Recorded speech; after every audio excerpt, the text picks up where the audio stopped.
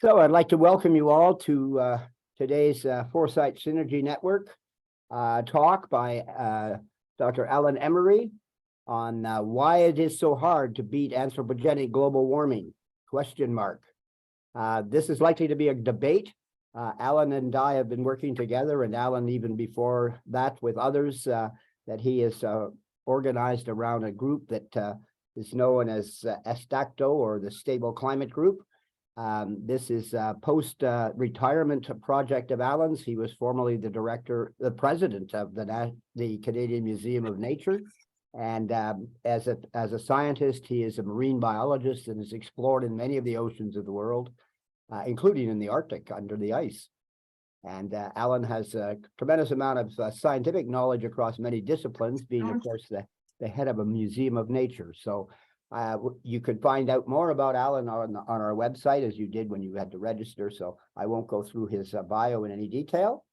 But I'd also like to, before we get started, just to acknowledge that, as you probably, some of you know, I took over this hosting of the Foresight Synergy Network from Jack Smith. Jack Smith is in critical condition in hospital today. He had congestive heart failure about 3 days ago, and I'm in close contact with his wife. So I wish he and his family the best at this time, and you might give some thought to that. And if you wish to contact him, you can get in touch with me. I have his contact points and his wife's. So going further then, I'd like to then say that there's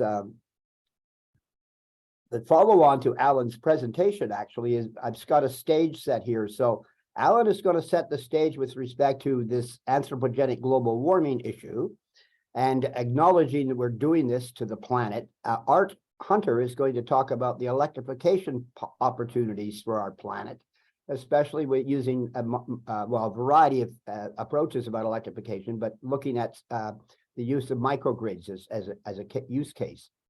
And that'll be followed a little later this summer by Robert Walker, who is the former CEO of the Canadian Nuclear Labs. And he will be talking about the future of nuclear power and in a use case dealing with small modular reactors. So we have three seminars lined up all around this issue of the global warming problematique. So with that, I'd like to turn it over to Alan and ask him to begin his presentation. With one preamble from me more is that if you have questions or comments, if you could post them in the chat, that would be best. We'll divide the show into two parts. Alan will present, and then we'll go into a Q&A and discussion session following. So I would ask not to interrupt. If there's any reason for otherwise, please flag me by chat. So on to you, Alan. It's all yours. Okay, thank you very much, Peter. And ladies and gentlemen, I'll try and keep this to a controversial type of talk. The question, why is it so hard to beat anthropogenic global warming, is actually pretty tricky. First of all, we know the root cause. It's the continued use of fossil fuel, and that's well documented. We know what the effects are, and some of them have killed lots of people and billions of dollars worth of damage already, and it's only going to get worse. The technological solutions are also relatively well known, and they're both available or actually all being used right now and completely scalable. So what is preventing the world from just getting on with the job and solving global warming? I'm going to argue that it's the greedy, narcissistic leadership in our mercantile empire of fossil fuels that is potentially leading us to the brink of extinction by ignoring climate change solutions.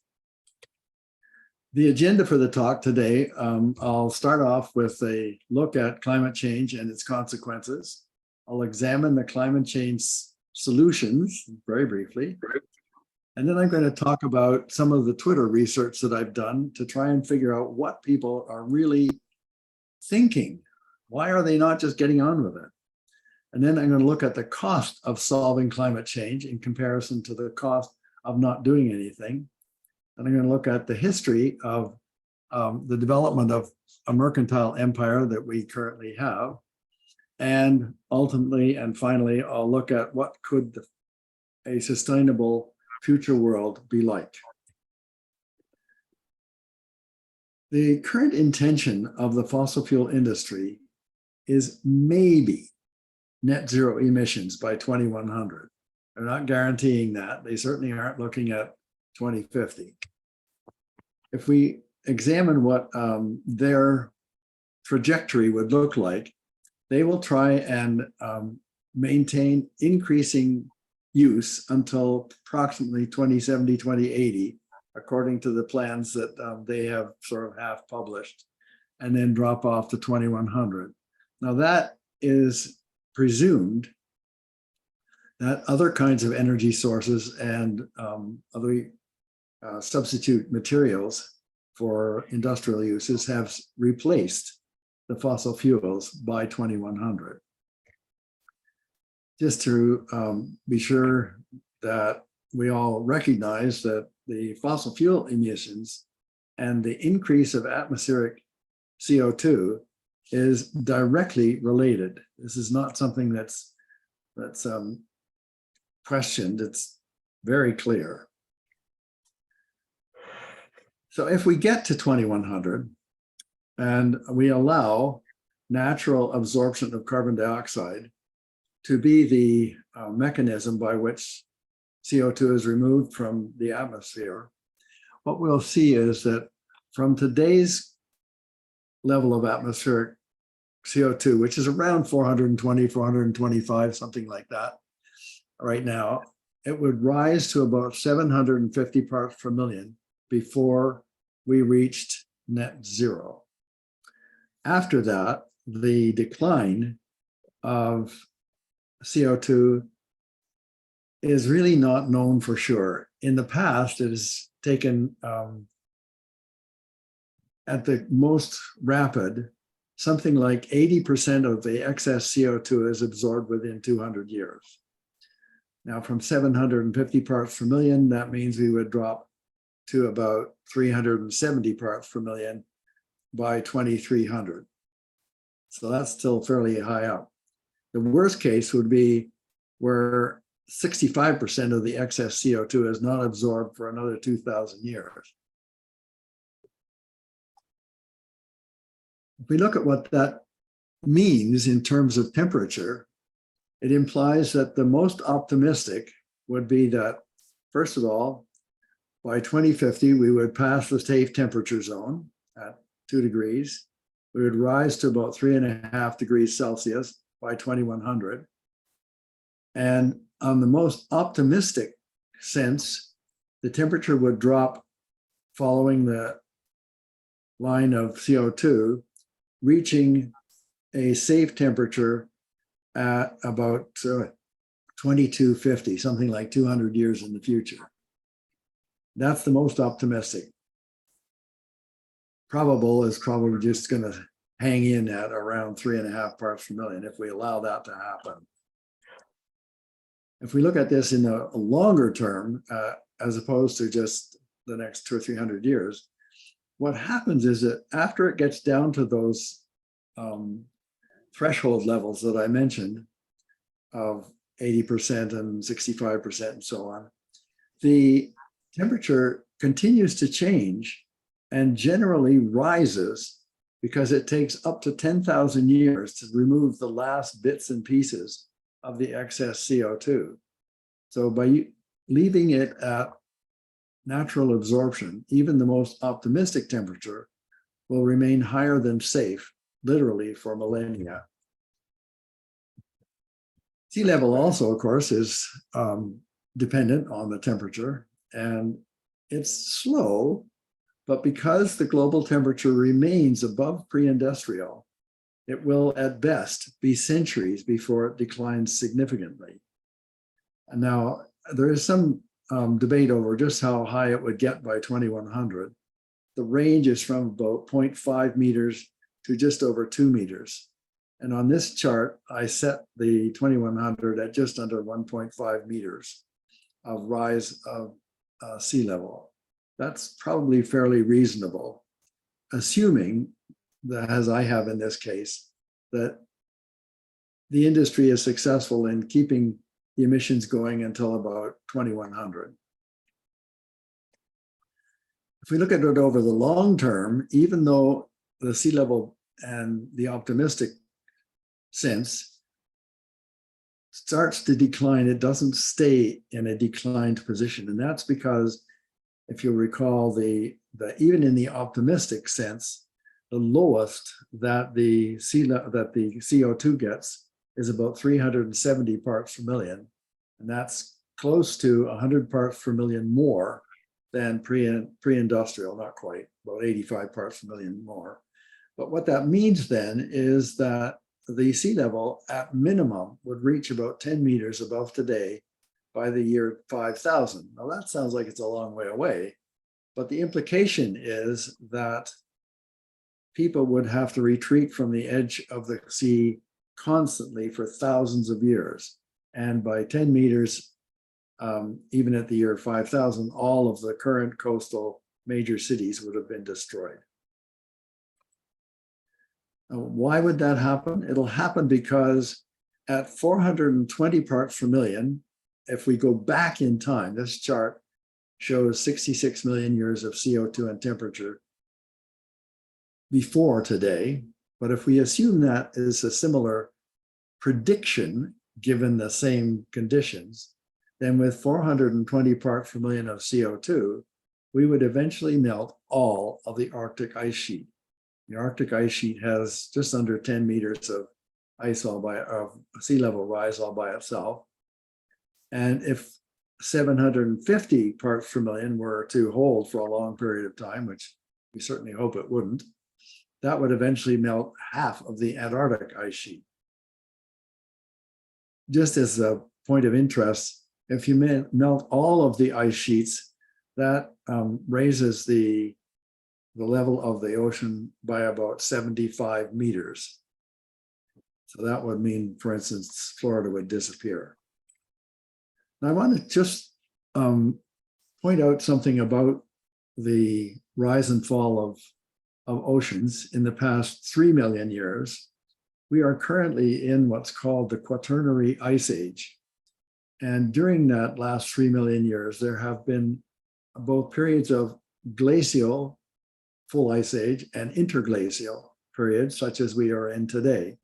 Actually, it's not quite accurate. We're not really in an interglacial, but we are in a kind of facultative interglacial, and I'll explain why. The sun is what provides all of the energy for climate. And the orbit and the inclination of the world to the sun is under the influence of the gravity wells of Jupiter and several other large planets. It gives rise to cycles of increasing and decreasing solar insolation on the Earth. This is called the Milankovitch cycles. And the last peak interglacial was about 10,000 years ago. You can see that here, where the solar insolation reached a peak. And since that 10,000 years ago, the solar insolation has consistently dropped until today. It's at a near bottom of the solar insolation. We still have another 1,000 years or so to go with it being low before it starts to rise again. So this should mean that we are in a glacial period, but we're not. In fact, over that long period of time, the temperature, shown in red here, has wobbled all over the place. But where it should have been falling, it hasn't. And after about 300 or 400 years ago, it started to rise again. And then a couple of hundred years ago, it just shot up. And that's what it's doing right now. It's just shooting up. So what's going on here? Why is this not a glacial period? Well, it's because of carbon dioxide and other greenhouse gases building up in the atmosphere. If we look at 1750 in this graph here, where you can see the temperature anomaly is falling, as you would expect in a glacial period, but then it turns around and it goes up. What's been happening is all of this time, from about 1700 on, CO2 has been rising. And the point of conjunction is around 1900, where CO2 and temperature match in the rising.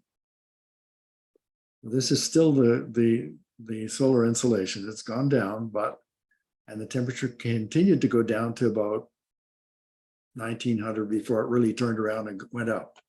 CO2 was continually rising, and now, as I showed you earlier, the emissions and the temperature rise together. If we were to choose an optimum CO2 level for humans' survival, so that it would be higher than the Milankovitch cycles, but lower than overheating from the point of view of human survival, it would be a CO2 level of between about 320 and 350 parts per million. I just want to point out that where we talk about climate change, it's important to know what climate is. Climate is basically a pattern of weather, and climate change is often misinterpreted, but really what happens is each of those individual types of climate characteristics, in this case, I've divided the world up into hot, warm, cool, and cold climate zones. And within each of those, 3 divisions by moisture, those that are moist like a rainforest, dry, a savanna, and desert.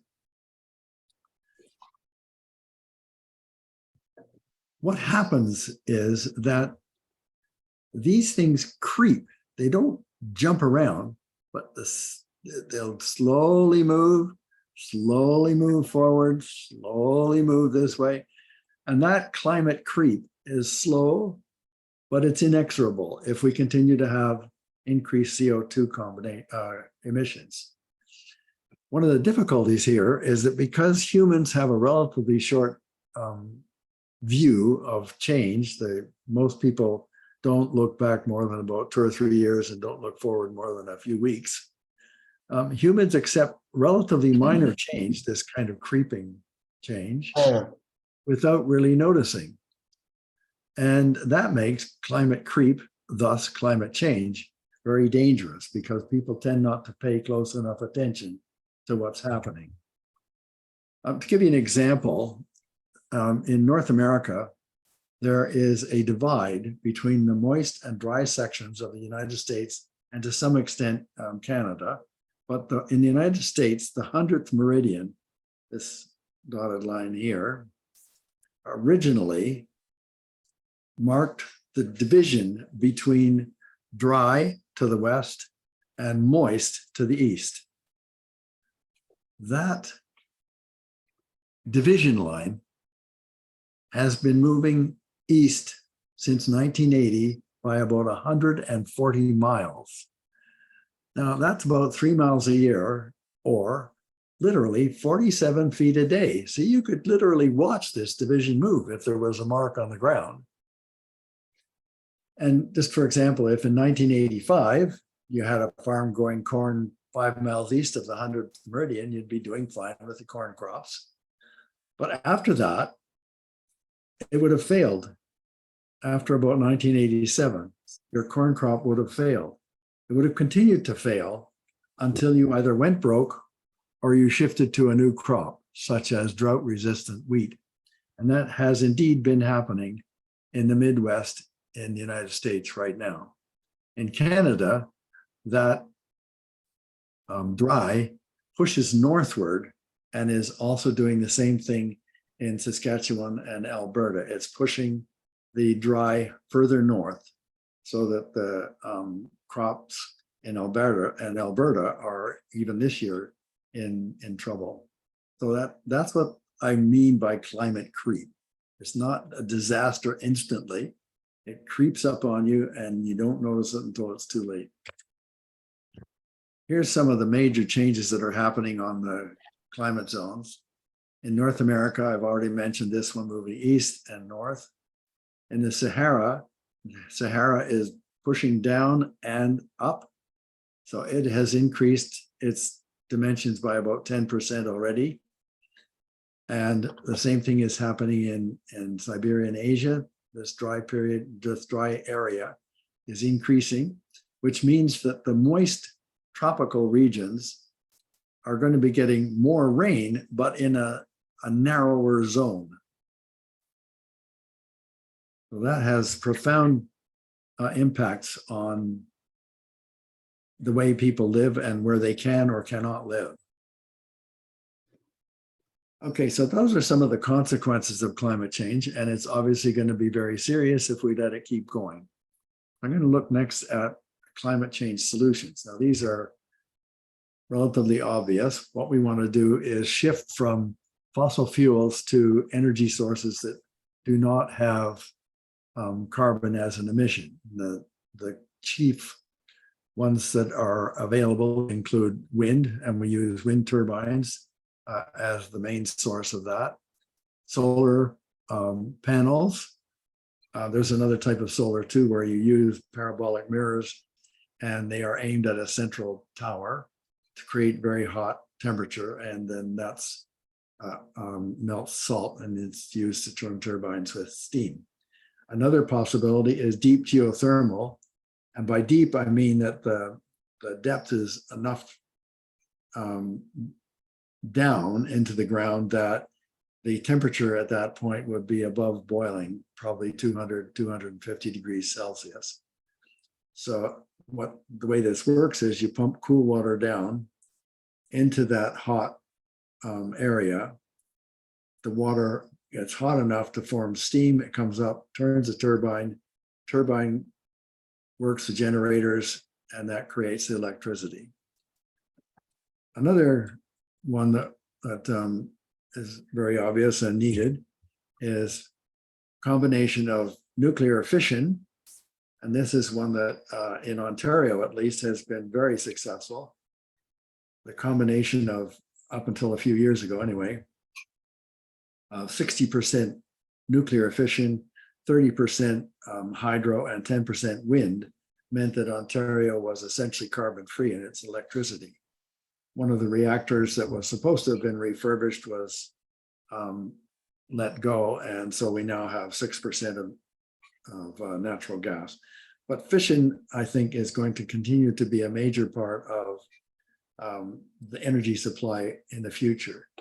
In a relatively distant future, my guess is that fusion power, which is essentially emission-free of radioactivity as well as carbon, and which uses isotopes of hydrogen as the fuel, meaning that there's essentially a very, very long period of time in which nuclear fusion could be a reasonable source of energy. We're not there yet, but we can get there fairly quickly. Okay, I want to turn now to, given that we know how to fix this thing, given that we know it's dangerous, now I want to look at what is social media talking about. Well, here's what they have to say. First of all, a sense of anti-science has developed in social media. And to start this off, in about 1970, Exxon and Shell both knew what fossil fuels would do, and they knew that it would cause global warming. But they both purposely chose to mislead the public. And that anti-science stance has followed through. They've spent literally millions of dollars doing this. The anti-science sentiment provides an opening for pseudoscience and purposely misleading science by people who have a vested interest in holding the status quo.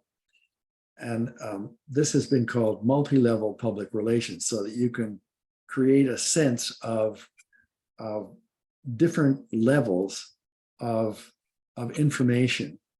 And those different levels of information recruit different levels of people to the side of the anti-science. Some of those allies are strongly opposed to the science of climate change and any solution to climate change. Here's some of what happens. This is a quote from a climate change denier in which he's talking about climate science being a hoax and a conspiracy. The quote is this: per the scientists who created the data sets, the thermometer record has mostly made up temperatures in the Southern Hemisphere prior to the 1980s. And NASA openly adjusts the past temperatures by cooling the past and artificially warming the present. I have not ignored this. I have been watching closely. So that's the kind of idea that gets across here. Here's another one. This is slightly more sophisticated. In this case, the Twitter speaker says the infamous hockey stick temperature chart invented by Michael Mann in 1999 was then adopted as an approach by a bunch of career-oriented and common sense deprived scientists. And one of the premier sources of information about climate change is Berkeley Earth. And the deniers claim that Berkeley Earth has a combobulator. And of course, the combobulator is designed to take data which, according to the deniers, is false because it proves that CO2 and temperature are related, runs it through, or not related, I should say, it runs it through a data combobulator, and amazingly, the results follow CO2 almost perfectly. So this is, again, saying that the data, which is collected from stations all around the world, including satellites, is manipulated. It doesn't really show temperature change associated with CO2, but by manipulating it, the scientists of the world have turned it into climate change. Now, some of the people have a relatively small view of my expertise. And in this case, they remark on something I said as, what an idiotic tweet. Only a gullible climatard like you, that's me, actually believe that net zero is real, possible, and even necessary. Your mindless fear of CO2, a vital gas for all life and not the cause of warming, is beyond the bounds of stupidity. And here's another one. Some kind of a comment I've made, and they say, rubbish. There is no climate crisis. There's no climate change of any concern, and fossil fuels aren't causing any problems. Another one that is used often is to demean climate activists, people who are, whether they're scientists or not. But the most famous one right now, of course, is Greta Thunberg. And she's been a remarkably successful communicator who basically just translates the words of scientists, especially the IPC scientists, into easily understood common sense language. And in this post, the thing that she's holding has been manipulated to read, climate change, where the weather is always your fault and the only solution is more communism.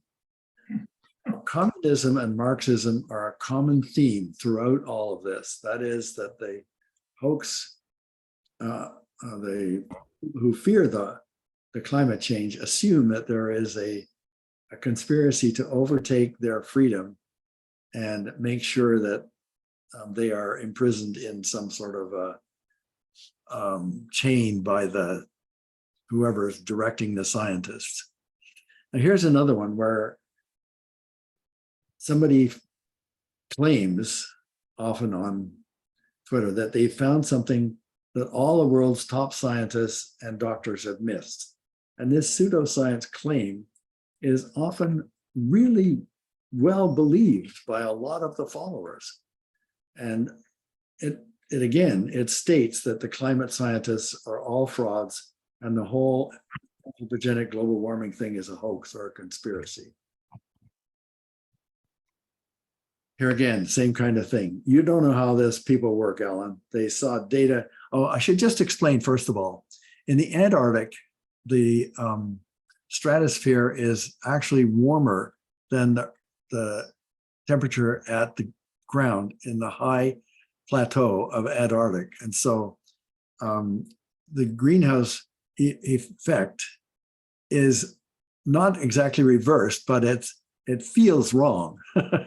But what actually happens is that right at the ground, the Antarctic is still warming, even though the totality of the area is cooling. So anyway, this person is trying to make a thing out of this. And he says, you don't know how this people work, Alan. They saw data showing the Antarctic cooling. Well, that doesn't fit the greenhouse effect theory. So he says they invent a negative greenhouse effect. But that implies that back radiation doesn't warm. Oh shit, says the scientist. So now there is no negative greenhouse effect at the surface. It has to warm, in theory. So he's claiming that the data is now manipulated so that the Antarctic is warming, even if it cools.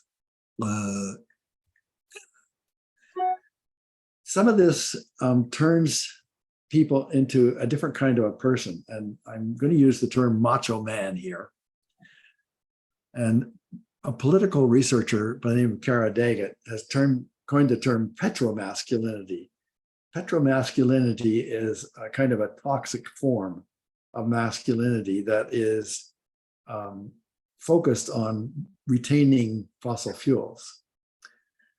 And that means that as soon as fossil fuels are canceled or threatened even, it is a threat to the identity of these macho men. And these cool dudes, you might call them, celebrate a climate damaging lifestyle. They have fast cars, big trucks, huge steaks, and beautiful women. Moving away from fossil fuels threatens their lifestyles. And so this gives rise to these climate deniers and authoritarian regimes that want to maintain the fossil fuel status quo and the privileges that come with it. Here's an example of a not really unusual comment about toxic masculinity when I challenged the people. This fellow says, when you're climate Nazis, that's me, that you advocate for daily come to take your car, your home, your family's livelihood, and make you eat bugs, get behind me and my toxic masculinity.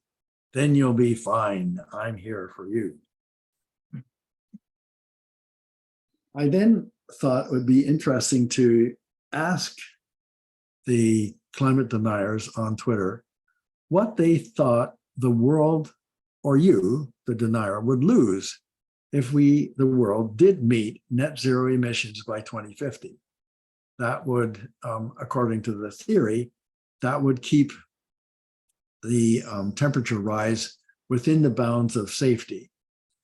Here's what some of the deniers say about what would happen if we were to stop fossil fuels by 2050. Anthropogenic global warming wants to regress the human species to the Stone Age by banning the use of fossil fuels that have given us the modern medicine and made it so that the poorest people have things that even kings could not. Here's a couple more. We could not feed everyone. We would not be able to travel, and those of us in the northern climes would freeze to death without fossil fuels.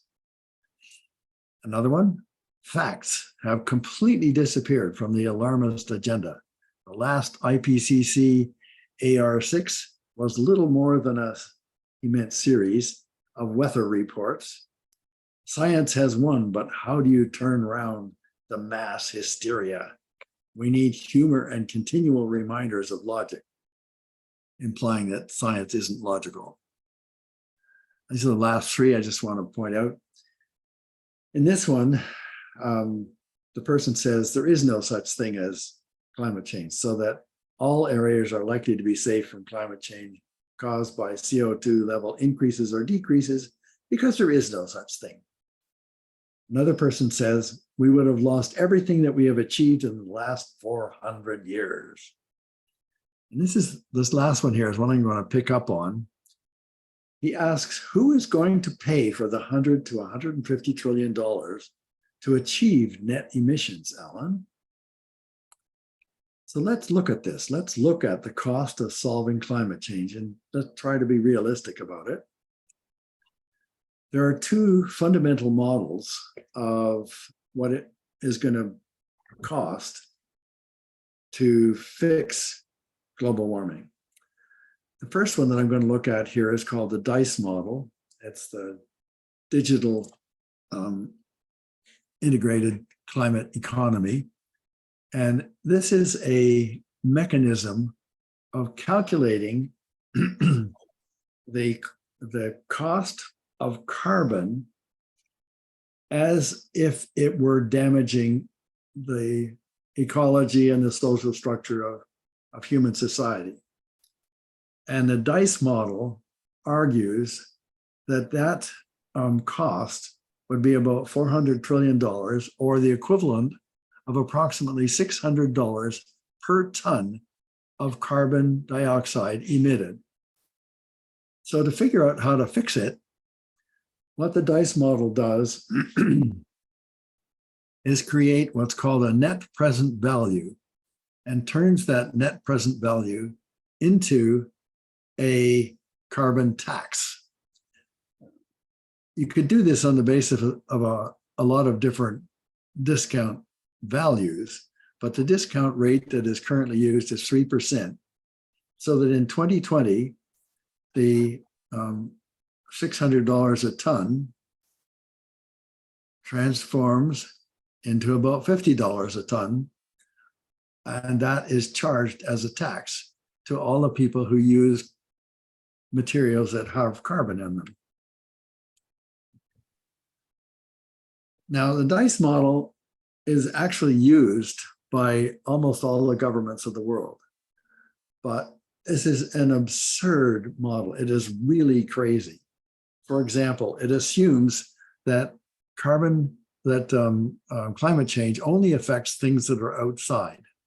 It doesn't affect anything that happens inside a building.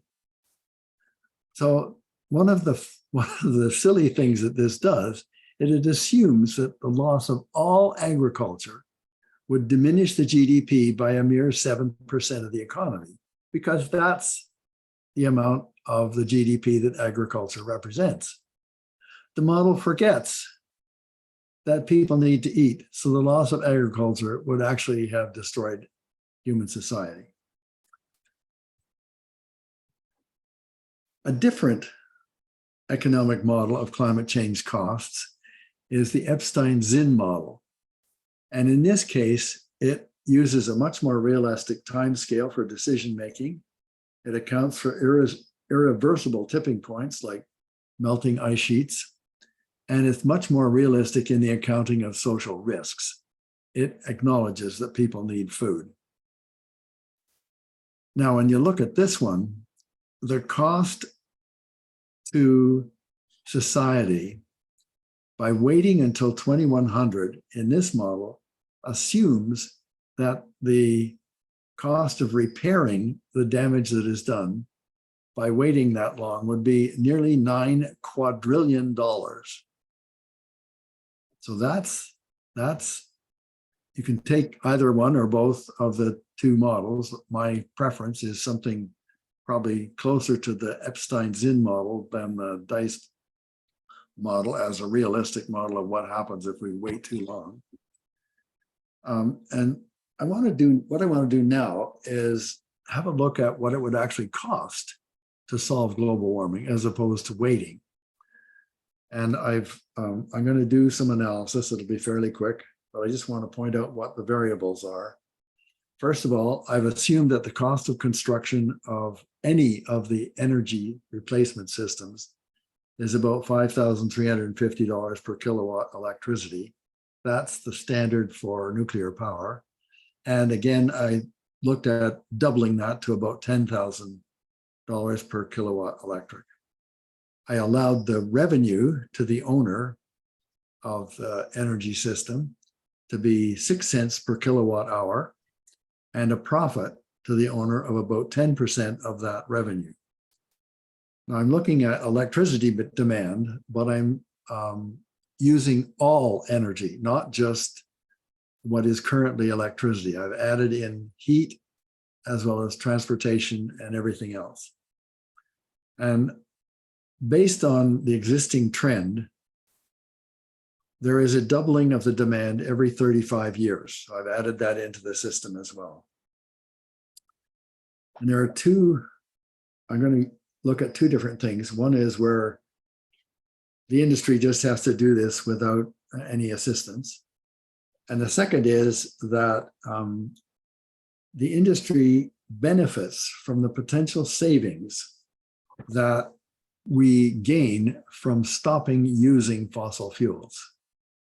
Now, for example, the International Monetary Fund and the World Bank and a number of other organizations have calculated that today the fossil fuel industry gains both from direct subsidy and indirect subsidy, forgiven externalities and all that kind of thing, something like $6 trillion a year. So I assumed I would leave $1 trillion behind to solve poverty and use $5 trillion as a saving. What that means, for instance, is that medical costs go down as you use fossil fuels, pollution costs go down as you stop using fossil fuels. All those externalities disappear and they represent a savings that can be applied to the industry. Not necessarily, but they could be. If we look at what happens as you try to go to net zero or even full zero emissions by 2030, 2040, 2050, all the way to 2100, what we end up with is, or sorry, to 2080, what we end up with is that there is a cost that is around $30 trillion at the maximum year. But even with that, the break-even point, let's say you aim for 2050, the break-even point is about 70 years of payback. If you wait till 2080, it's still another 70 years. So that's starting at 2020.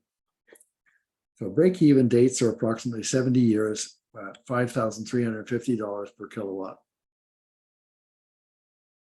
If you allow that $5 trillion in savings and you aim for 2050, there is essentially a zero cost because you accrue the savings as you reduce the fossil fuels.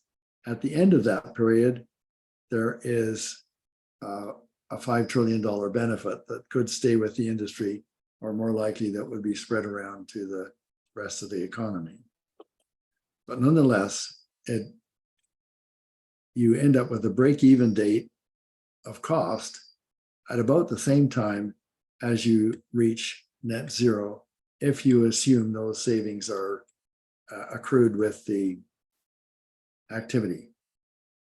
If I increase the cost to $10,000 per kilowatt, it only adds about a year to the break-even dates, although it significantly increases the maximum debt load to between about 60 and 75 trillion dollars at the worst year.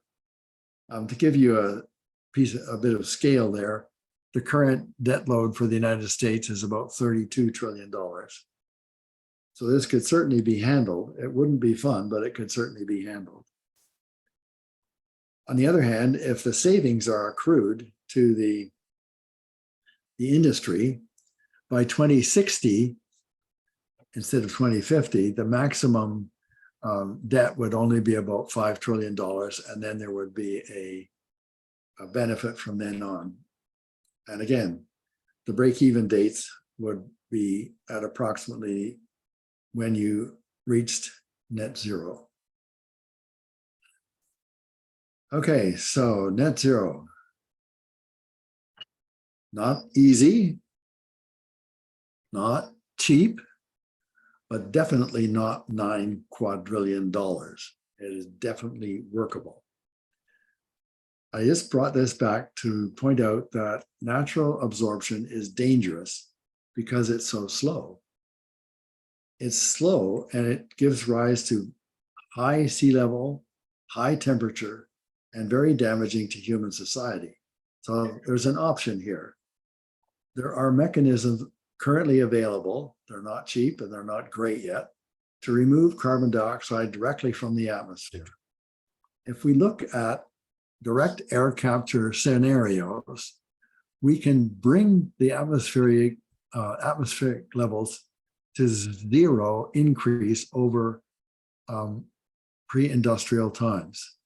So this is really important. Instead of the CO2 lasting in the atmosphere for thousands of years, literally within 50 years or so, you could bring, if you're aiming at 2050, you could bring the CO2 back to the pre-industrial levels. I used a cost of about $20 billion a year as the cost of the direct air capture. So for instance, here, if it was 2050 to reach net zero, by 2100, you would have brought the CO2 level back down to the pre-industrial level. You wait till 2100, again, 750 parts per million, but within 100 years, you'd have brought it back down to pre-industrial levels. And that compares to literally 10,000 years if it was done with natural absorption. What that means then is that instead of reaching really high levels of temperature, the maximum you would reach would be about 2.5 degrees. So it is above the safe temperature level if you wait till 2100, but it comes down relatively quickly back into the safe zone, so that within a couple of hundred years, you'd be in the safe zone and you'd stay there. You don't go back up again. If you waited, if you tried for 2050, you'd never get into a problem. So there's a really important thing to consider here. That is, although direct air capture is now not popular amongst the scientists, because they fear that if we start doing it now, it will give the fossil fuel industry an excuse to keep going. But if you wait until you're right close to the end of getting to net zero and then use direct air capture, it has a huge advantage. Same thing for sea level. The sea level never gets very high. Well, I mean, it's enough to be damaging if you wait till 2100, but it doesn't go to the extremes like 10 or 20 meters. And not only that, it really only gets to about 2.5 meters, and that is manageable. It's devastating to some cities, some of the Asian cities that are right on the coast and have millions and millions of people in them would have to arrange some kind of planning to get them into a safe position and then back again, but still, it would not be the same disaster as natural absorption. The costs. I mentioned that I used about $20 billion a year, and $20 billion a year sounds like a lot, but when you're looking at trillions of dollars to do the basic removal of fossil fuels and building the infrastructure to replace them, it doesn't really show up very much. The break even is in about 100 years from whenever you reach net zero, if there's no savings. So that's not really it's a little bit longer than just natural absorption, but not a whole lot longer, another 30 years or so. And the break even is just shortly after the net zero emissions are reached. So again, it's perfectly doable. Expensive. We'd have to make some sacrifices, but it's perfectly doable. So if you can I'll just quickly compare this. So we're looking at approximately $9 quadrillion if we don't do anything. If we don't allow savings, but use $5,350 per kilowatt electric, we're net positive by 2121. And if we allow savings, we're net positive by 2082. Double the cost, add another year or so. It's not a big deal, but by comparison to the $9 quadrillion, this is a good thing to do. And finally, by using direct air capture, we get there even faster because the cost that is incurred by allowing CO2 to be in the atmosphere is removed. So, why is it so hard to beat anthropogenic global warming? We saw the consequences of climate change. They're not good. In fact, they're very bad. We know that technological solutions are here. We know how to do it. They're scalable. And not only that, although people argue that the cost of climate change is too high to solve, it isn't really when you compare it to the cost of not doing anything. In fact, not solving climate change is basically stupid.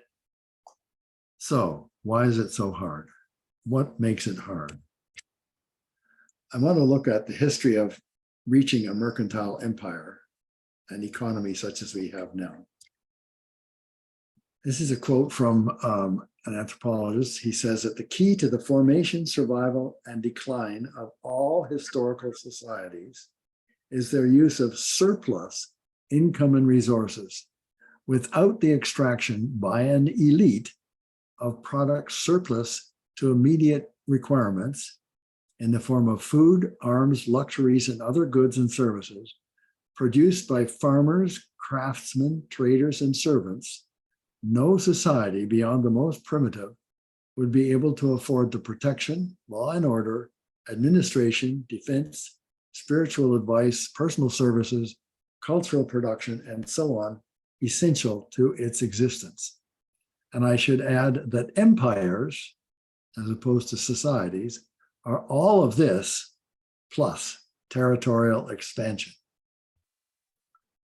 Now, our species, Homo sapiens, have been around for about 300,000 years. We've lived through the entirety, pretty much, well, I should say our entirety of existence has been in a world that is in a glacial, in an ice age, with both interglacial, such as we're in now, and glacial periods. So we've experienced both hot and cold temperatures, although in our early years, we were always in Africa. And at no time up until the 1700s, basically, at no time have the CO2 levels been above about 300 parts per million. About 150,000 years ago, here, Homo sapiens, our species, had what is termed an evolutionary bottleneck. That is, we almost went extinct. Somewhere between 3,000 and 15,000 people were left at that point at 150,000 years ago. And that population was in a small group in coastal South Africa. The reason they were able to make it was that the ocean where they were in South Africa didn't freeze, and they had constant access to at least some kind of marine life for food. From there, our population grew and expanded. And with our expansion and increase, we started to migrate. And by somewhere around 65,000 years ago, when it was a deep glacial period, we were able to cross the Arabian Peninsula and the Red Sea into and migrate up to Eurasia. When we got there, we met Neanderthals and Denisovans. We lived with them, had babies with them, and these archaic people gradually disappeared, although we were with them for some 15,000 years. By 45,000 years ago, both of the archaic species had been extinct, but that genetic mixing has changed some of our characteristics. Quite a few of them, actually. And about 23,000 years ago, after this genetic mixing, somewhere down around here, there was an example of some of the Eurasian people starting to think about agriculture. It was not really effective on a big scale, but it was certainly taming the plants. And then by 10,000 years ago, we're up in here, agriculture was the main culture in many parts of the world. That had spread significantly. And with the adoption of agriculture, a lot of things changed.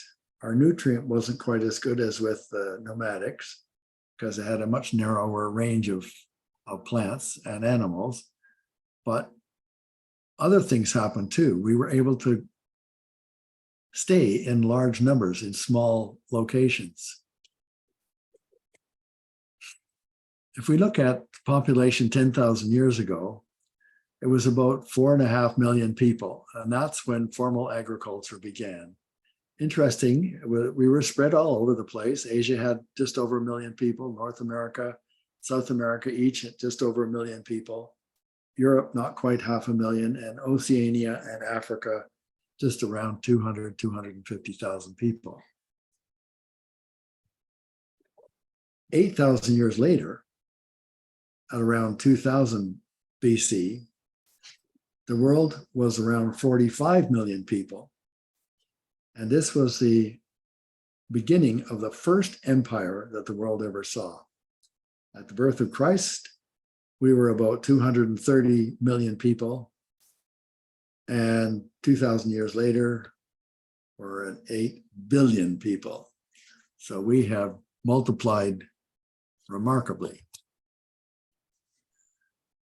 Up until about 285,000 years, I should say through 285,000 years, our society has been essentially egalitarian. That changed with agriculture. With agriculture, you had to have leaders who were able to direct what people did rather than just encourage and help people. At 4,300 years ago, the first of the empires formed. And since then, just as King Sargon, almost, not all, but almost all of the empires have been led by greedy narcissists. This is King Sargon. His first empire was in Mesopotamia in the Fertile Crescent. It was a fairly large empire, especially being the first, and it stretched from the Persian Gulf almost to the Black Sea and touched on the Mediterranean. It lasted essentially his lifetime and then started to break down. But the biggest empire of the ancient times was with Genghis Khan. He was a really powerful leader, and by 1206, he had a nomadic army that was moving into the steppes. Before he died, he just died of an illness, actually, not anything glorious. Genghis Khan had come close to creating a complete world empire. This is King Charles III. He's the last king of the last remnants of the British Empire, an empire that controlled much of the world. The British Empire beats the Mongol Empire by about 10 million square kilometers. They have a different distribution, but nonetheless, they were both very large, almost complete empires of the world. So I might ask myself, have humans always rewarded greedy narcissism and allowed people to get so wealthy and so powerful that they control everybody else? The current world is a mercantile empire. It's not controlled by a single ideological entity. Instead, it's controlled by the top 1% of the wealthy people of our population, basically all of whom are extremely well rewarded for their greedy narcissism. They are wealthy beyond their needs, far, far, far beyond their needs. Here they are. These are the current leaders of the fossil fuel mercantile empire. These are the big, there are about 100 companies in all that make a significant contribution to the fossil fuel mercantile empire, but these 9 people are probably the biggest of them all. Some of them, the names I'm sure will be familiar to you. Darren Woods is one who fairly frequently appears. So does Michael Worth. But most of the others kind of are in the background, let's say, but they are the leaders. They don't look like evil people, and yet they make huge profits. They gain something like $3 billion a day in profit.